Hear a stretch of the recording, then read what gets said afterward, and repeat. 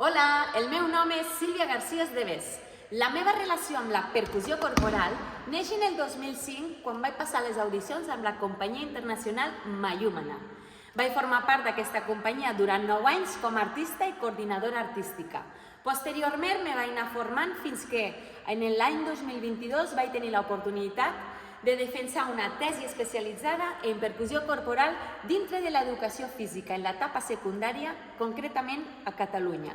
Gràcies a això, actualment estic formant mestres i professors de centres educatius de diferents etapes educatives i a la vegada soc professora especialitzada en expressió corporal i dansa a l'INEF, l'Institut Nacional d'Educació Física de Catalunya, en el centre de Lleida.